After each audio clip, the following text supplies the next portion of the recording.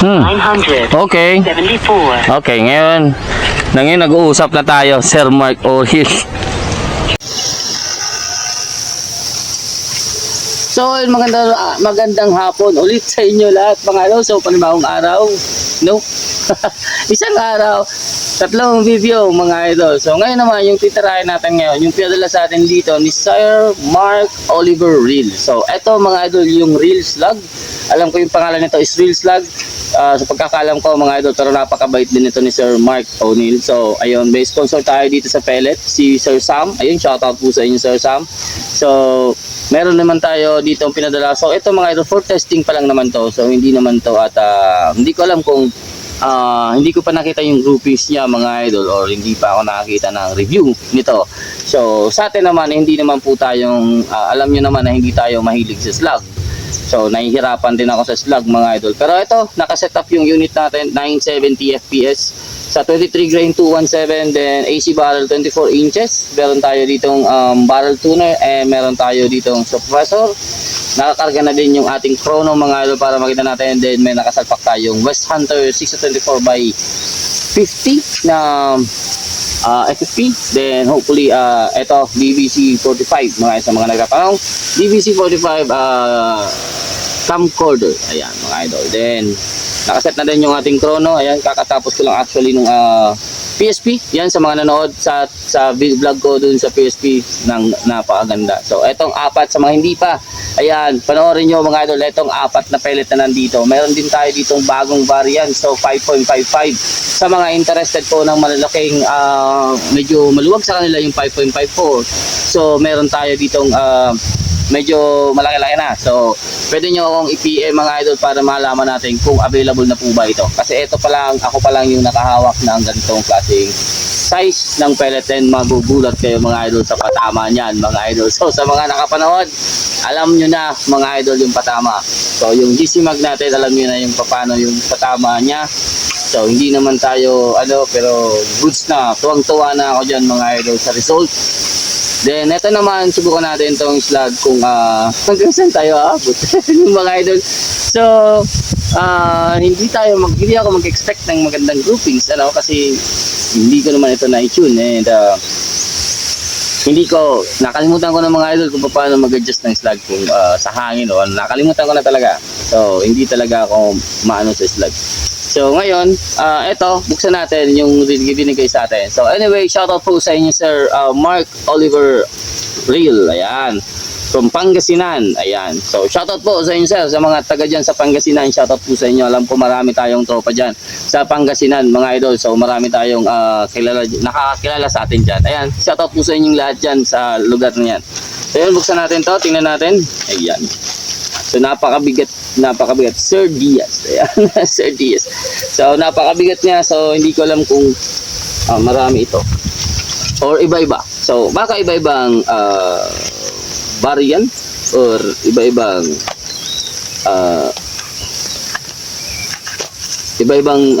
baka iba-ibang variant siguro. Kasi mas sobrang bigat naman ito kung isa lang itong batch ba. Baka may papatikim pa dito iba. Kasi merong parang dalawang lagayan siya mga idol.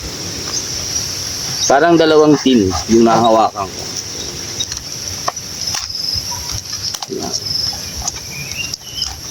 Oo nga, tin nga. Uy, dalawa nga. Kaya pala mabigat. Ayan. May sticker. Ayan. So, dalawang tin siya. Ayan.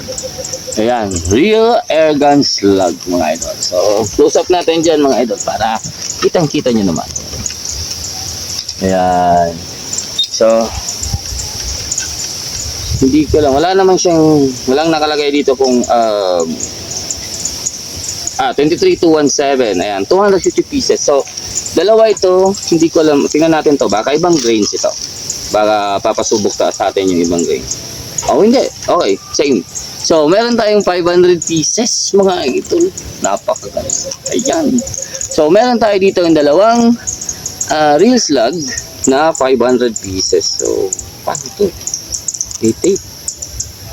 Okay, may tape pala. Yan. Isa natin. So, alisin lang natin to.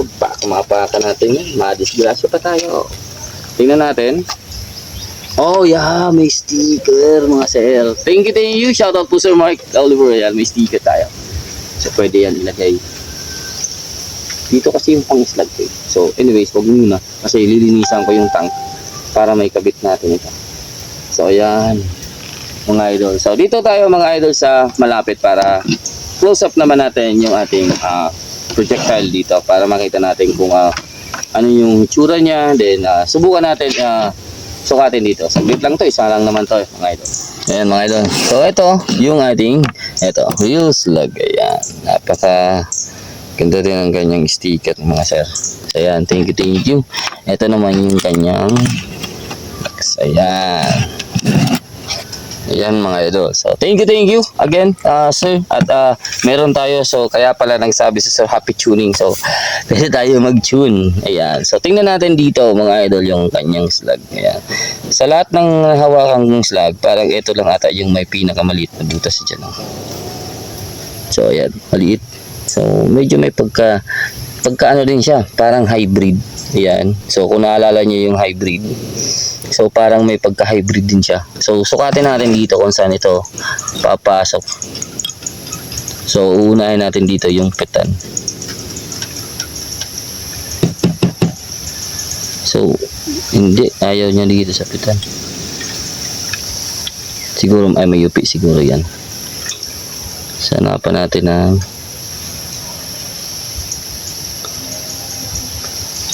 kasi sakto siya dito. You know? Papasok siya dito eh. Palagay ko yung may ano lang to. Hindi hinayupi yung kanyang skirt. Ayan. So, anyways, sabi niya 217. So, tingnan natin dito sa ating chamber kung kakasya siya. Ay, nako, nagigil. Tingnan natin dito sa chamber kung kakasya tayo. At kasi kung hindi, ayun oh, medyo masikip tayo. Ayan.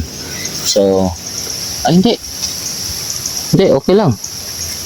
May ano siya, may pasok lang ng konti, kaso babangga tayo. Yan. So try kong itulak yan ng konti, then subukan natin kung paano yan tatama.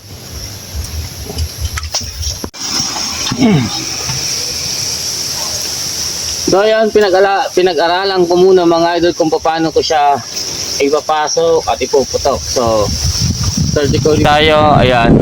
So ito mga idol, putok. Ayan. Tapos mga idol, sabit yung ating suppressor, yung ating brake natin ay maluwag. So dami kong pinutok mga idol. At ang tawag nito, sumasabit pala. Nung tinignan ko parang may kalang siya, may space. Ngayon inayos ko, inalis natin yung suppressor, then ito yung putok niya. So ito mga idol, sa 30 yards lang ito. Yan. So ngayon ito na siya, binilik natin yung suppressor, then tingnan natin. Pero marami yan, iba-iba yan kasi una walang suppressor dyan, pinagsama-sama lang natin.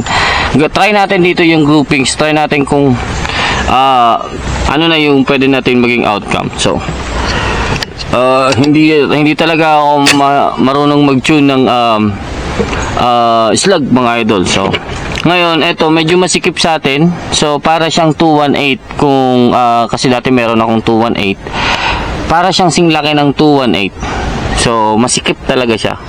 So akala ko nung pwede mo siya ma-press, pero hindi mo siya mapipress gawa ng yung skirt. So ginagawa natin eto, tinutulak ko siya nito. Kaya so kada lalim niya na iba din yung tama niya mga idol. So yan, hinihikayat na lang natin na pare-parehas yung ipapasok natin doon. Pag nabaong ko siya na hindi angkop, ipuputok natin sa iba. Tapos kung ang tawag nito, kung masakto ko naman yung lapat niya, doon natin ipuputok dito sa point of aim na to. Try natin to 30 yards. Try natin 5 putok lang.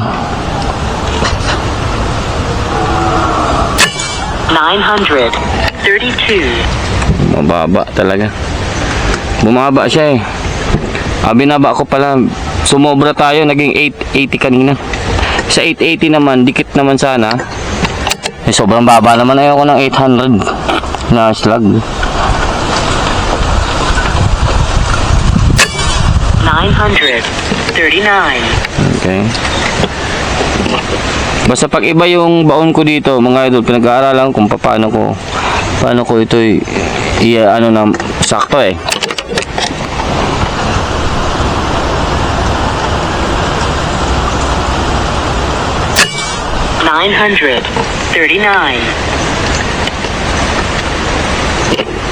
Pinag-aaralan ko na hindi tayo sumobra sa lubog and hindi din natin ma-damage itong slug.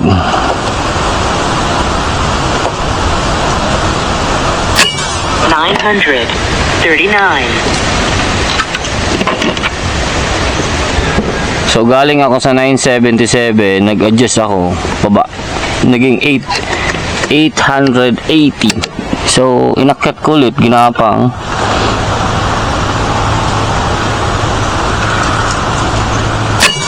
$939. So kung naririnig natin yung chrono, okay naman yung chrono ko. Sa positioning lang talaga siguro na itong slug yung nagkakaroon ako ng problema, pero may potential naman ito sa marunong mag-tune. 951.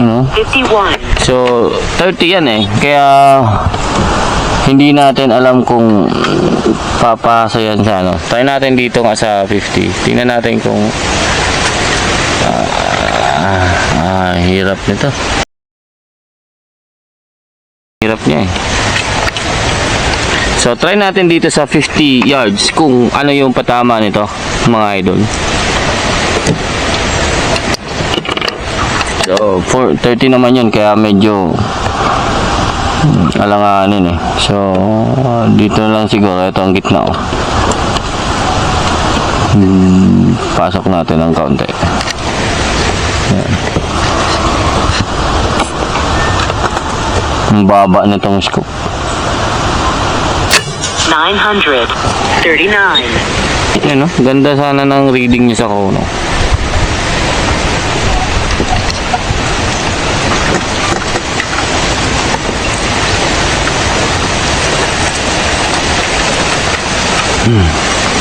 Pag kaunti na lang yung ibabaon mo, ang hirap eh. 937. Ito.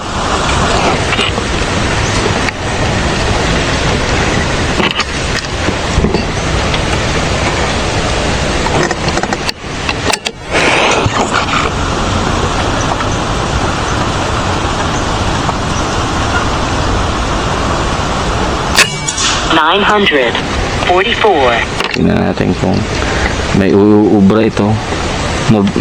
Palagay ko hindi ito mga idol sa projectile, sa barrel natin ito.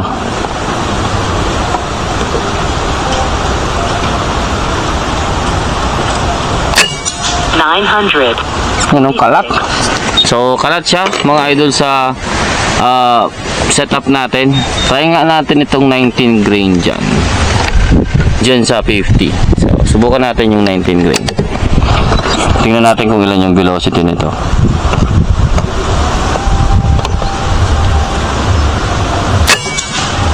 Ay wala, hindi nabasa.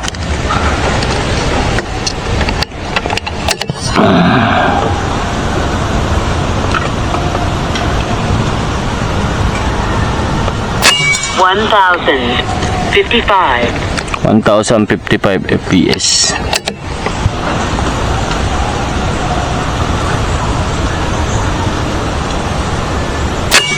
$1,058. 1,058.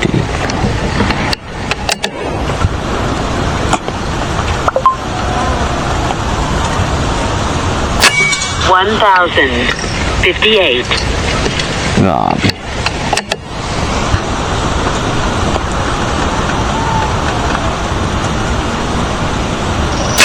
$1,051.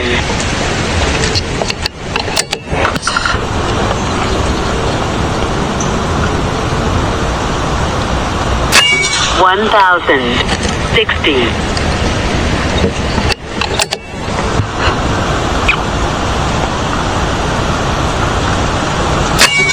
1,055. So, PSP pellet 19 grain, 1,000 plus. Maganda pa rin tumama sa 50. So, kaya niyang PSP yung 1,000 FPS. Kaya, sabi ko nga sa inyo, kahit 970, maganda siya. So, anyways, Sir Mark Oliver Real, ayan. Shoutout po ulit sa inyo. Hindi ko magawang patamain to eh. So, siguro maghahanap ako ng ibang barrel na pwede nating subukan sa slug. So, try ko to. Pero try ko ito muna. Akyatan ko muna pa. Akyat natin. Subukan. Last na. Subukan natin. Iakyat ko pa ito ng hopefully pumasok tayo ng mga 950 or 960. So, subukan natin. Ito na muna. Pag 1,000, nagdagdag ito sa 1,000. 1,060, umakyat ito ng 1,060. 1,074. Okay, 1,074. So, try natin itong slug ulit. Slug ito, 23 grain sa malambot pa nga yung hammer ko dito eh. Pero dito sa 50 yards. So, gawin ko itong point of aim na, ay, ito na lang sa baba.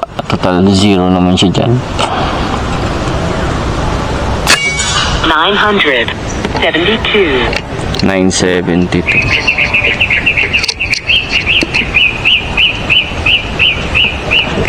So, yung hindi natin nakukuha dito, mga idol, pag slug yung airflow, or, ewan ko, hihirapan talaga ako sa slug. 970. Pero etong tactical na to, maganda din ito kahit sa BR. Maganda ito i-set up sa pellet. Kahit yung barrel.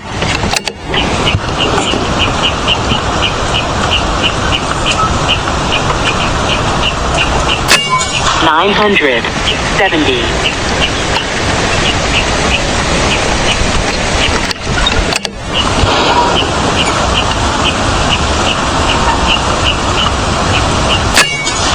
Oh! Okay. So, may raya naman siya. So, 4 na putok na yon.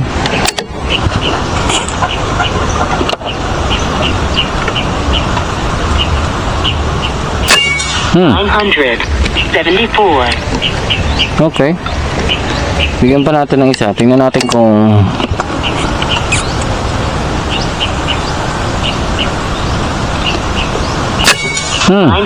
okay. 74. Okay, ngayon nag-uusap na tayo, Sir Mark O'Reilly. Ayan. So, ito medyo nabaong ko. Tingnan natin. Dito ko pa rin napalipad to. Wala namang problema. You know. 972. So, nabaong ko yon. Hopefully, hindi siya nagre-reled pag ganyan. So, ayan. Ito, konti ka.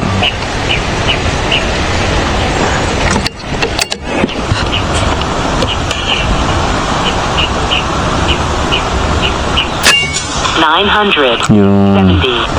So, nagpe-play talaga siya. Hindi ko alam kung sa barrel natin sobrang dumi or hindi pa ganito yung velocity niya. Pero binigyan sana tayo ng 5 ata yun or 4 na magandang putok.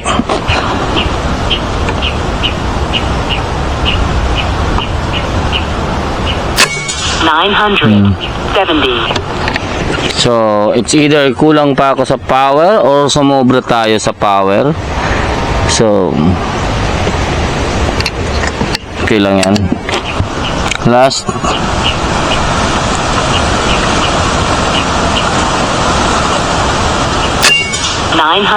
Okay. 72. So, ayun. Hindi ko masabi talaga na na kaya ko. Although, alam ko naman na masikip yung projectile sa chamber ko, kaya hirap din talaga. So parang pigil siya mga idol, so hindi siya sakto sa unit natin. So hindi ko alam kung anong mold yung mold nito, pero goods naman sana yung quality niya, yung smoothness niya good, yung LED niya maganda. Yung hindi lang nag-angkop dito sa pagkakita sa kita ko, sa tingin ko mga idol, yung sa chamber natin masyadong masikip. So yung 217 na ganito, pero meron akong ibang 217 na kasya naman, kaya 217 talaga ako. Pero ito hindi ko alam kung anong mold ito, tatanungin ko si Sir Mark. So yung alam kong mold na ganito yung kalaki, yung yung parang gawang Pinoy, so gawang Pinas na mold. Pag gawang Pinas na mold na 217 malaki, para siyang 218 dun sa imported mold. So yun lang siguro yung dito yung nagiging issue ko dito. Hindi okay naman yung reading ng chrono ko, may mga times naman na tumatama yung barrel natin. Siguro talaga dun sa depth or lalim ng pagkapasok natin ng projectile sa chamber, kasi dinidiinan natin siya. So pero kung smooth lang sana yung pagpasok natin, maganda yung naging result natin. So kung halimbawa pwede ko pa ito ipa-rechamber, or imano-mano natin i-rechamber, makakasya ito, baka sakaling gumanda rin yung tama niya, kasi nakikita ko naman yung potential niya mga idol. So sa 972, kanina 880, so meron din akong parang ganyan din, meron akong nagsama-samang patama, tapos meron namang lilihis, so meron namang nawawala. So parang lang ang tawag nito, kailangan ko lang talaga dito magandang pagpasok ng ating pellet ay ng slug. Ayan. So anyway, shoutout po sa inyo Sir Real. Ayan, sa mga interested ng ganitong klaseng slug mga idol, pwede nyong i-visit si Sir sa comment sa description box mga idol. Nandyan po yung link ni Sir Real. Ayan, so pwede nyo siyang i-PM mga idol, pwede nyo siyang i-message dyan.